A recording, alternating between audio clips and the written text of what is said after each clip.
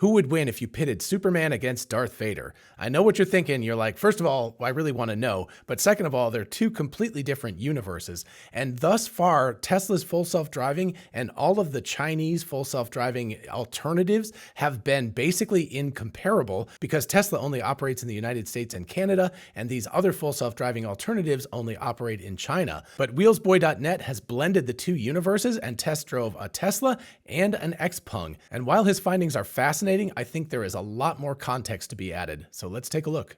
Hey y'all, it's Dr. Know-It-All. First of all, I want to give a big shout out to Wheelsboy.net. I did not know about this channel until somebody pointed out this video to me, so now I am a subscriber. Definitely check out the link to the video in the description and definitely consider subscribing to his channel because it's really interesting. It covers Chinese cars and that's an area that I don't have a ton of insight into, so I expect to get a lot of information from watching this channel more. And of course, while you're at it, feel free to like and subscribe to my channel as well. So we're going to start about a minute and a half into the video where he describes the differences between the two cars, and there's a very, very important point to be made on this, so let's just watch together and I'll stop it when it gets there. Now I'm going to compare my experience using the leading system from abroad with the best that China has to offer. My representative from Tesla is a Tesla Model 3. Not this 2023 Model 3. It's just a stand-in for the 2018 Model 3 that I drove up and down the coast of California. So let's start with that. So he drove a 2018 Model 3 that was actually pre-Hardware 3 and was apparently retrofitted with Hardware 3, for at least from what I can tell from the video. So he's comparing essentially almost 6 years, you could call it 5 years, but it's a 2024 XPeng that he is comparing to a 2018 Model 3. Yes, it has the Hardware 3 retrofit, but one of the things that was not included in those original models, at least as far as I remember, is there was no camera above the rear view mirror, and that actually becomes a significant issue for him as he's doing a comparison between the two vehicles. So we're looking at a car that doesn't have the most modern hardware, it doesn't have Hardware 4, doesn't have the better cameras, has the older Hardware 3, and it's a retrofitted Hardware 3, and I don't even believe that it has the camera behind the rear view mirror that all modern Teslas have. So it's a little bit of an unfair comparison. Now, you know, he lives in China apparently, and he flew to the United States, rented, borrowed, whatever, this Model 3. So it's not really his fault, but I want to point that out because we're not looking at a 2023 to 2023 model comparison. We're looking at models that are 5 years apart, and there have been significant upgrades in terms of the full self-driving hardware for Teslas since that time. That Model 3 was equipped with the Hardware 3.0 update and was running FSD Beta 11.4.7.3. the latest version of FSD publicly available when I drove the car in late November 2023. So again, like I said, from what it sounds like, the Hardware 3 was actually retrofitted onto this Model 3. This would have been right around the time when they would have gone from 2.5 to 3, so there's a good chance that it was originally outfitted with 2.5 and then went on to 3. And the reason why that's important is because, again, it's very, very early days Hardware 3. It's not even a later version of Hardware 3. It's 5 years old. And like I said, I believe because Hardware 2.5 was originally on the vehicle, that there is no camera that's facing the consumer inside the vehicle. I could have chosen any number of systems from China, but I chose to go with a company who, like Tesla, has staked their reputation on the performance of their driver assistance system, XPeng. More specifically, I've chosen this 2024 XPeng G9, equipped with the latest version of their driver assistance system, XPeng Navigation Guided Pilot, or XNGP. So we're looking at a vehicle that's many, many years apart in hardware, and also this has a lot of options that you have to purchase in order to enable the full self-driving, or the equivalent of that, the XNGP. So unfortunately, Wheelsboy doesn't really talk about price. That's not really the point of all of this, but I wanted to look at it because this version of the XPeng G9 is actually a rather expensive version. It's the max version that has a couple of LiDAR sensors, etc., etc. The best price I could find approximate is about $50,000 US. And of course, you have to look at the China price for like a Tesla Model Y, which is a much better comparison than the Model 3 for this because, you know, this is a bigger car. So as far as I understand it, the standard range Model Y in China right now is around $38,000, $39,000. And the long range all-wheel drive with 2 motors, which is probably a better comparison, is on the order of $46,000. So they're, you know, relatively comparable in price. But of course, the Tesla just has cameras around it, no ultrasonic sensors, no LiDAR, no radar, while the XPeng has a lot of extra sensors festooned around it. I have used XNGP across multiple generations and models, from the beta version first released on the XPeng P5 to later public versions on the G6 SUV and the X9 MPV. I've also driven it in multiple cities, including Guangzhou and here in Shanghai. I know. I'm comparing a 2018 vehicle to a 2024. But since that 2018 Model 3 that I drove in the US had the hardware 3.0 update and the latest version of FSD beta software, it is in essence the same as a 2023 when it comes to driver assistance. I highly disagree with that. I have a Model 3 with hardware 3 right now, and I have a Model Y with hardware 4. The hardware 4 is significantly better than the hardware 3, but you could argue that's pretty small differences between the two currently. I think it will bifurcate more in the future, but the bigger deal is that this was a 2018 Model 3, not like a 2022 Model 3 or something, and so it doesn't have some of the features that the more modern Tesla Model 3 would have. So therefore, even though I know he's trying to do a good comparison between the two, it's kind of unfair to be comparing a 5-year-old car. It'd be like hauling out a 5-year-old XPeng and comparing it to a 2023, 2024 Model 3 or Model Y and saying, hey, it doesn't work that well. This is the kind of thing where if you're going to do the best comparison possible, it does need to be the current generation. So, I mean, he admits it, but he also is saying like, look, it's essentially the same. I disagree with that because I think that car being that old has significantly reduced hardware capabilities, and it's really going to come back when he talks about the driver monitoring system. I only care how FSD compares to XNGP. So let's start comparing them, starting with hardware. The first and most important thing you need to understand about these two systems is that they have a very different approach to perception. Tesla is vision-based. That means it relies solely on the information provided by its 9 cameras. So first of all, real quick, if this is a 2018 Model 3, it does have a radar system in there, and it also has ultrasonic sensors in there as well. Don't know that either of those things are working with FSD beta 11.4.7, but it could be working there. So that's a little bit of a misclaim. And also he says it's got 9 cameras, but again, I don't believe it has the camera inside the cabin. So I think it only has 8 cameras, not 9. The systems used here in China, including XNGP, are vision first, meaning cameras are their main but not only form of perception. In addition to its 11 cameras, the XNGP system on the G9 utilizes inputs from 2 LiDAR units, 12 ultrasonic radar units, 5 millimeter wave radar units, and a high precision positioning unit.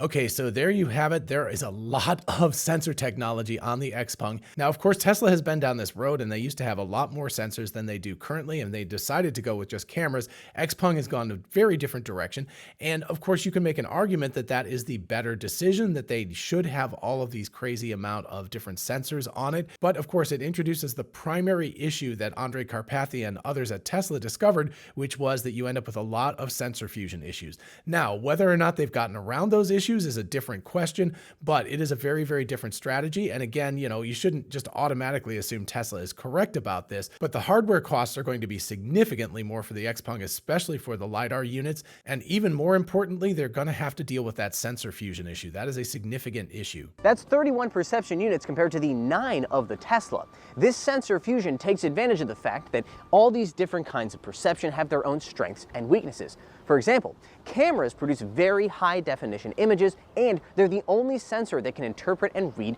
2D objects, i.e. road markings or traffic signs. But LiDAR works better than cameras in the dark. Radar is less precise than LiDAR, but it's unaffected by weather.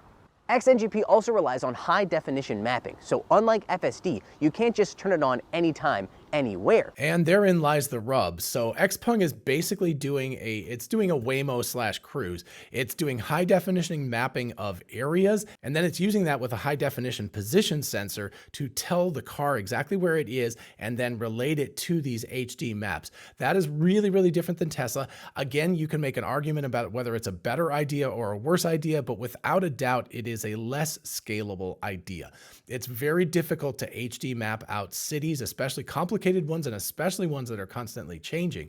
Construction, things moving around, streets changing, signs changing, et cetera, et cetera. So all of that stuff makes it very, very cumbersome to scale up these things, which is why you don't see Waymo in every city in the United States, just in a couple of them at this point, because it's very difficult for them to scale this thing up. Whereas Tesla, on the other hand, you can pretty much drop the car anywhere in the United States or Canada, and it will work most of the time, not 100%, but it will work most of the time. So very, very different, and you can argue argue that XPeng is taking the better choice by doing HD mapping, but it is demonstrably less scalable than what Tesla's doing. So XPeng might win. You know, Tesla might fail. It might never get to full self-driving and have an autonomous solution. But if they do, they're going to have a much more scalable solution than XPeng does. I think there might be some technical limitations involved in that, but regulatory issues probably play a larger role. So I really doubt that. I think that that actually is technical. So what he's arguing here is that the HD mapping and stuff like that is less technical and more regulatory. I don't buy that at all, because the HD mapping is basically like a crutch. You're giving it, like, you know, some rails to ride on, like a train or a roller coaster or something, and it makes the job much, much easier for these things. So again, it's not quite an apples to apples comparison here, because apparently XPeng has rolled out a new version of this, and he talks about it in this video, where it will work in cities that are not HD mapped, but he doesn't actually drive it around in one of those cities.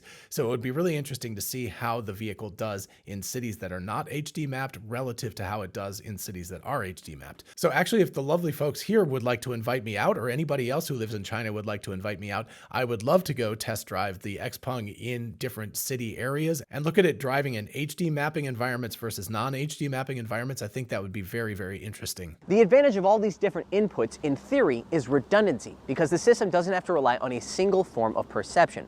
Instead, it can combine all those different forms of perception to create a more accurate, completer picture of the world around it upon which to base its driving decisions. The disadvantage is higher cost and greater complexity, necessitating greater computing power in order to make sure that all those inputs don't just confuse the system into driving like a lunatic. In Teslas, you can get FSD beta simply by paying for it and downloading the software upgrade. XNGP, however, is only available on XPeng models that have the optional LiDAR units and the extra Drive Orin chip, for a total of 508 TOPS computing power versus the 144 TOPS of the Tesla. So I totally agree. This is an important point of differentiation here. Of course, the Tesla with hardware 4 has more than 144 TOPS. It's got, I think, double that. So it's much, much closer to the XPeng. But that extra, you know, all of those sensors require power. The compute chips require power. And that, of course, means there's a much bigger power envelope for all the compute that's in the XPeng. But what he doesn't talk about here is, again, the sensor fusion issue. He says it's an advantage. You've got all this redundancy and stuff. But often with all of those sensors, the problem is that they will argue with each other. So you'll have the vision system telling you one thing, you'll have the radar telling you something, you'll have the LiDAR telling you something. And if they disagree, what do you pick? And you have to do it in, you know, in fractions of a second. You can't take a lot of time to figure this out. So sensor fusion issues are a significant problem, and even more important than the price. Of course, the price is a big deal too, because that's a lot of stuff that you have to add to the car. And like he said, you can't just buy the base model. You get the cheapest Model 3, the cheapest Model Y. It comes with everything available to make it full self-driving capable. With the XPeng, you have to purchase the hardware ahead of time and pay quite a bit more money in order to get a vehicle that is capable of driving that way. System is better? Well, there's a real debate to be had there, but I tend to think that redundancy is your friend when you're talking about a task as complex and potentially dangerous as driving. So there again, I have to disagree. I think redundancy in a sense is good. Redundancy for your brakes and things like that is good. In this case, it's less redundant and more things fighting with each other. You have to deal with the fusion. So I think it can actually make this car less safe rather than more safe over time. Now, maybe in weird edge case situations like a pitch black road in the middle of the night or something, yeah, it would be great to have LiDAR. It'd be great to have the millimeter wave radar and things like that coming out in front of it to be able to see a little bit better. But those are just not normal circumstances for commercial vehicles to drive in. They tend to drive in places where there are street lights. It tends to, you know, human beings don't drive pitch black roads in the middle of the night all the time. And again, with XPeng, even if you do have that advantage, it might not be drivable there because you might be on some back road that's not HD mapped, and so therefore you can't use the driver assist features. So yeah, you win some and you lose some. I don't agree. I personally feel like less amount of different kinds of sensors arguing with each other is actually better. I'm breaking this comparison into 3 sections: highway performance, urban performance, and driver monitoring. I'll discuss how each system handles those environments, including what they do well, and what they do poorly. So in my mind, this is a reasonable way to do a comparison. You want to do highway driving, which is limited access, obviously high speeds, but pretty controlled circumstances. Then you want to do city driving, which is out of control. And then of course you want to do driver monitoring, which allows the car to know if you're paying attention, because again, remember, these are not level 4 systems. They don't operate on their own. Instead, they're level 2 or 2.5 ADAS systems, in which case you have to be paying attention. So it does need to monitor the driver to make sure that they're paying attention. Starting with the easy bit, highway driving. This is an area where these two systems perform at a very similar level, at least in most circumstances. They're both able to easily merge onto the highway, making flawless lane changes, including automatic overtaking, mind you. They're also able to easily maintain a safe distance between them and the car in front of them through smooth braking inputs. I have to say, having used the FSD beta to go across 500 kilometers, including quite a bit of highway and transitions from one highway to another, it does transition between highways with a confidence that I haven't seen in many other systems. It maintains a speed that feels much more natural, as opposed to other systems that will stop down to very, very low speeds that frankly make you into an obstacle for other traffic. The G9, it falls somewhere in between the two of those. It doesn't slow to a crawl, but it certainly doesn't proceed as quickly as Tesla FSD Beta. I appreciate a conservative approach, but when it gets too slow, it can be a little bit annoying. I think the reason they do this, beyond any philosophical difference between the two systems, is the fact that China has a ton of speed cameras. That's something that Tesla FSD Beta doesn't really have to deal with as much in the United States, so I'm curious as to whether this system would be tuned differently if it were available in the US, or if FSD Beta would be tuned differently if it was available here in China. Speaking of transitioning between highways, the G9 had a bad habit of scanning the speed limit signs for exits that I was driving by. That means that I would be proceeding down a highway whose speed limit was, say, 100 kilometers per hour, and all of a sudden the car would adjust the cruise control speed down to 40 kilometers per hour. It wouldn't slam on the brakes or anything, it would just steadily start to drop its speed until I manually adjusted it. This isn't the only Chinese system that has this problem. I don't know if it has to do with the design of the road signs here in China, where they're all kind of on the same plane.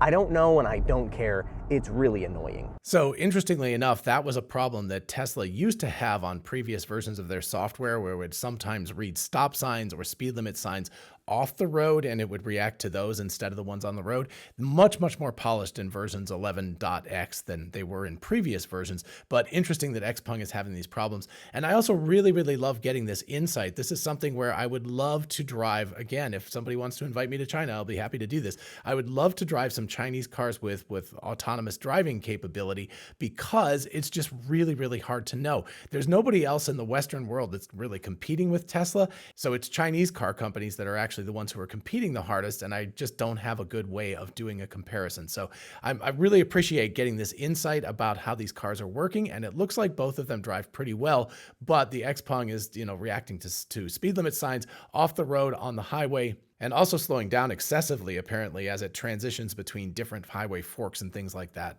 On the highway, I have to give the edge to FSD Beta, but what about the proverbial hard mode of driver assistance, city streets? Overseas, Tesla FSD Beta has long been the sole occupant of this segment of the market, as it was the only one capable of such feats. Or, at the very least, Tesla was the only company willing to take the risk of making such a system available for public use. Undoubtedly, the weakest performance provided by FSD was in the streets of San Francisco. At no point while driving this car in that circumstance did I feel like it was confident in almost anything that it was doing. So this, by the way, is really, really interesting, because people who drive in San Francisco with the Tesla and full self-driving say that it actually does excellently in the Bay Area. So really interesting point of comparison. And he also says that San Francisco is a very, very tame city compared to Chinese cities.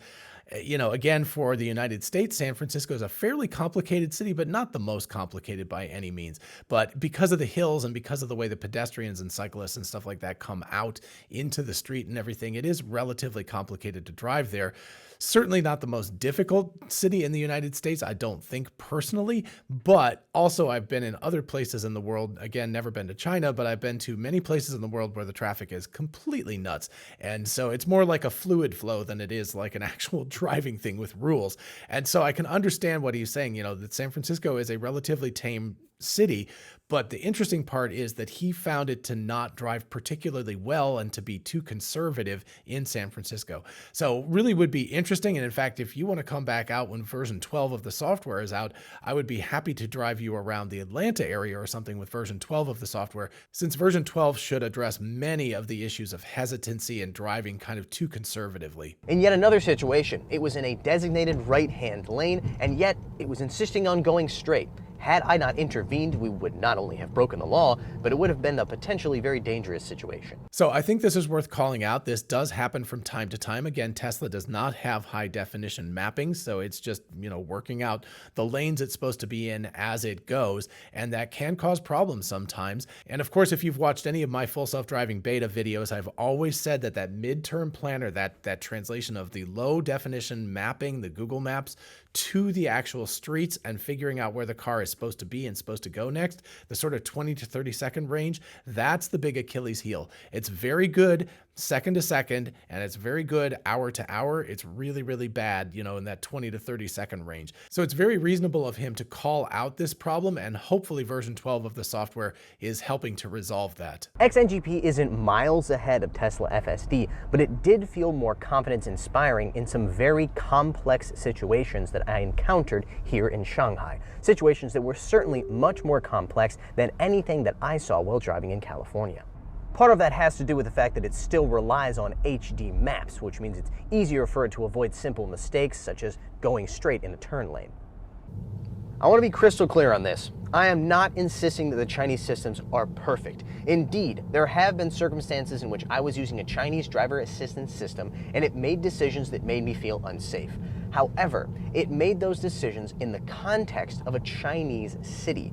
San Francisco might be a complex city by American standards, but by Chinese standards, honestly, it pales in comparison. It also must be acknowledged that there's one area where FSD definitely beats XNGP in city traffic, and that's steering effort. What I mean, as I transition between lanes here, is that when auto steer from Tesla decides to make a lane change, it uses a appropriate and decent amount of torque to do so. And you, in response, have to use a decent and appropriate amount of torque to cancel that lane change. That means that if you're naturally resting your hands on the steering wheel, it won't automatically cancel the maneuver. In fact, you will be able to complete it without any problem. XNGP, on the other hand, takes much less effort to cancel a lane change. That means that on occasion, if you are resting your hands naturally on the steering wheel, you can unintentionally cancel a lane change and exit the system for a few seconds. They've improved it a lot since I used it behind the wheel of the XPeng G6 in Guangzhou in 2023. It's graduated from being downright frustrating to just, room for improvement. So as you hear, he gives the prize to the XPeng in this situation. Again, the XPeng is using HD maps, and it seems like that is the crux of the issue. And of course, there is the steering wheel torque thing and all of that kind of stuff. But the crux of the issue here is it sounds like that HD mapping is allowing the XPeng to drive better in terms of that 20 to 30 second range of planning out where it needs to be. Again, China, I haven't driven in China before. It does look quite complex. I'm sure there are local, significant issues with driving around there locally.